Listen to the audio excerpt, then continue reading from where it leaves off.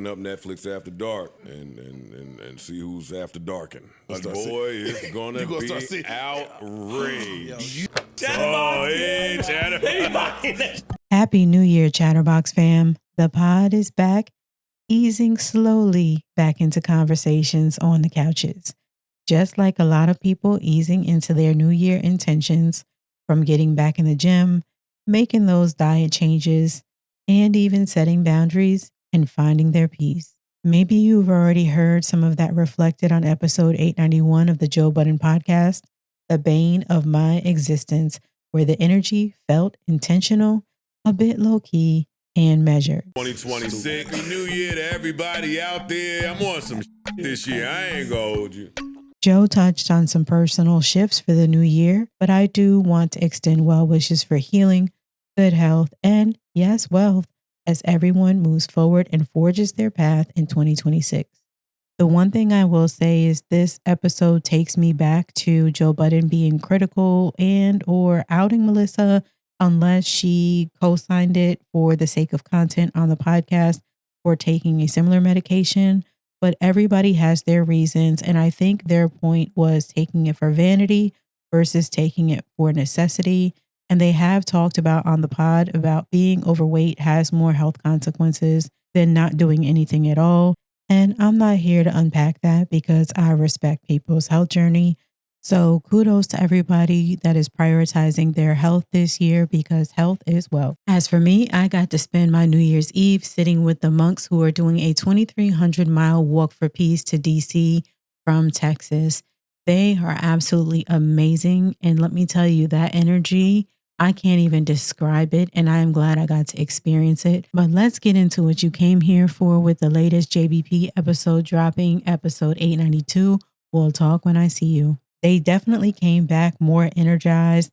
Joe is playing songs. Everyone's engaging. I mean, he even has Ish singing along now, and Ice has been a lot more talkative than before. I will say this energy feels polar opposite than when Melissa Ford was on the show and trying to keep hope alive and hanging on by a thread that she would return in 2026, only because the JBP Patreon is still linked to her homepage. But it looks like that is not going to happen. So the only thing we can wait for is to see if any drops are updated, such as Mona's, and if Queenzflip is added, although they did forget him in their intro of this episode, and Parks quickly jumped in to fix the situation. Notice this. And flip. Come on, flip. Not gonna let my man go out like that. But I am wondering why after all this time, Flip still doesn't have a drop, especially since he and Joe allegedly go way back to Flip being in the Pump It Up video. Even on the episode Light-Eyed Hate, Ish reminds Joe that he knew Flip longer than he knew Ish. You knew him before you knew me. That's not true. You did. Well, that might be true. All right then. But not the way we know each other. So it is a bit peculiar with all of them working together that Flip is the only one that doesn't have the drop. But let's get into this episode. They need our thoughts and a lot of fucking takes on about. A lot of crazy stuff there. I know. Hey, to y'all out there that been waiting for some takes, doggone it, you gonna get some today. Could Joe Budden have something in the works with Netflix? Well, first, let's start out by discussing the Netflix After Dark rumor. Then we're going to get into this Netflix and Warner Brothers deal and a couple minor things that I peeped on this episode. Mark comes in on 10 after being on vacation, and with all the headlines I'm sure so many of you have seen, to the point that Joe asks for a coin so he can flip it to decide which topic they start with. Heads, no, this is fine. Heads Trump, tails Donnie McClurk. Okay. Everything good. It seems like every day in the headlines, there is one allegation after another coming out about different celebrities. It is crazy out there. So Joe decides to segue to get away from the topic and bring up his Keurig. And I need deets on that espresso machine that Parks mentioned because I too am tired of those little plastic Keurig cups and I'm a coffee drinker, okay? They move on to the next hot topic, which is Netflix. And Joe seems to think that Netflix is bringing an After Dark category to its platform. But is this really real? And is it actually happening? Netflix After Dark sound is probably going to be like what it sounds like. Uncut. Which is the freaky After Dark on Netflix, and their own fire. category. Netflix go This get scares me. Spice's catalog. That's crazy. No, they can't possibly be for real and think this is a real. Let me go look this up. Okay, so according to my research and several websites, and this one pulls it up all in one so you can see it. This was based off a parody account on Twitter, and several other threads posted it, and then it just became a thing on the internet. So do I think this is real? No. Let's hope not, because imagine having all those profiles and you're just clicking back and forth and seeing what other people are watching, not to mention kids logging into this account. So if it were real, I would imagine it would have to be a separate app or some type of locked feature. Who knows? Maybe Joe has some inside information after getting that ad for the boxing fight, and time will tell. At least they had fun with it. And it helps us segue into the real deal, which is the Netflix and Warner Brothers deal. But Mark makes a valid point, and he says that he doesn't want one company to own everything. They start moving into the territory, or they start moving to these other territories. I just don't want a monopoly. I don't want one company to have everything. That's all. And Flip in agreement weighed in and brought up the Netflix Warner Brothers deal. And that deal would only allow movies to be in theaters for about 17 days. He said he don't want a monopoly. He don't want one You company. agreed before you Let's talk about breaking shades. So first up, this was one of the things that I peeped, and listen to what Flip says right here, which will kind of tell us the soap opera behind the JVP. I agree with Mark when he said I agree with Mark when he said he doesn't want one company. Don't give me that look. Done. That must be a look to let Flip know that he's about to cross that line. You know, if you got kids, you got to give them that look to let them know you got one more time. To own everything. That look. You gave me that Mark look. did say that. You gave me the look before you gave me 1 day a week. Don't give me that look. My fault. My fault. Flip was probably put on time out, with Joe taking him down to 1 day a week until he came correct. But back to Netflix. like Flip just mentioned, 17 days in theaters. Ice likes that. I like it. I hate it. I hate it too. I hate it. Why? Okay, well, here's my thoughts on it. With this Warner Brothers deal that Flip mentions, that means that would allow them to only keep the movies in theaters for 17 days and then it would go to streaming. Now, think about that. That would change the way we experience movies and probably have been so ritualistic about movie night for a very long time. I mean, they even brought up the movie theater, and this is for my Jersey peeps, in Sayreville. I believe I said it's actually in Perth Amboy, or was in Perth Amboy.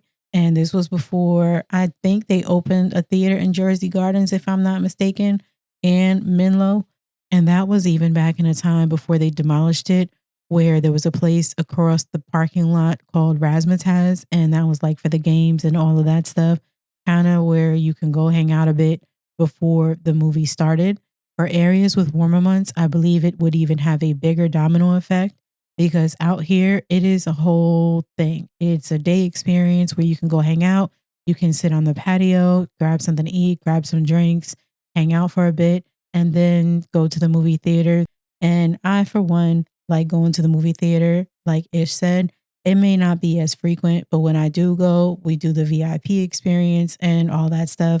We get the popcorn bucket. You know, some of those are reselling for like $200, $300. Those F1 popcorn buckets were going for a ridiculous amount. So that's become a thing for some people.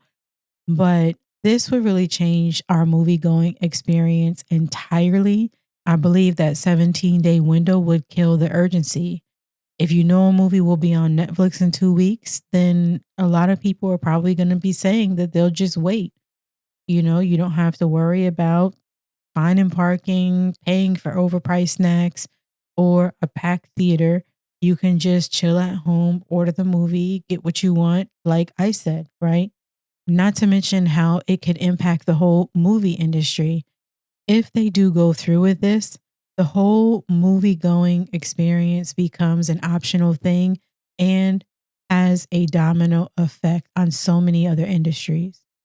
From the film production studios to the talent and labor, actors, writers, directors, you name it, even the marketing and advertising that goes into that, and those who pay for advertising before the movie comes on in the theater. restaurants near the theaters, parking garages. Think of all the businesses that you may frequent when you go to the theater. It's going to affect mall traffic for those theaters that are in the mall, the concession workers, the suppliers of movie theater items. It's very small things that you don't even think matter, down to the popcorn. We've already seen AMC bring their popcorn into the grocery stores, and that is very telling. And even though this might make Netflix stronger, it is really going to put pressure on other companies like Amazon, Apple, Disney, smaller streams. I told y'all before that I like watching races and stuff like that. Apple just locked down the F1 industry where we can only get the races here in the US by paying for Apple and then paying for the F1 subscription through Apple. So things are getting more and more condensed, and I'm with Mark and Flip that I don't want things to be all merged into one. Yes, it might look like it is convenient at first glance, but there is such a ripple effect that can come with this, like I said, and listing off those industries. It not only changes our movie-going experience, but how we connect with others. Yes, the more convenient things get, the more recluse we become into our homes, into ourselves, instead of connecting with others outside. What are your thoughts? Would you still go within that 17-day window, or do you think you would adopt the attitude, I'll just wait till it comes to streaming? Because I think a lot of people would be saying the latter, with the exception of Joe Budden, because here he goes. That's a huge problem if you're not fly with them. Not him giving us the face Mona does. Oh my goodness. That's how you know you have influence. Go ahead, Mona girl. She is in the room even when she's not in the room. Hey, listen, y'all are raising some really valid points. People on the outside of the bubble. People outside the conference room. So maybe that Netflix ad on the podcast turned out to be way more. Do you think Joe Budden is really on those conference calls? Or is this his way of not being left out? What my man called people, circle of trust. Look, people outside the circle of trust. Outside of them conference calls. Circle of trust. Yeah, that's crazy. We might be outside of that circle of trust, but ChatterBoxx fam, I got something for you. If you've ever wanted to be more involved in the conversation in a way a YouTube comment just can't do it, then this one is for you. I've been quietly building chatterboxxmedia.com. It is my central hub where you can submit a tip, you can leave a voice note, and connect to the private community all in one place. And make sure you like, share, and subscribe. Now back to the Netflix topic. If a movie is in the theaters for only 2 weeks or 17 days, what movie would actually make you leave the house to see it and would be worth it? For me, I'm a Marvel girl. And be honest, are you rocking with what I said or what Flip and Mark said? Or are you a moviegoer like Ish and myself? And with that little gem that Joe dropped, do you think that he has something in the works with Netflix? Let's talk about it in the comments.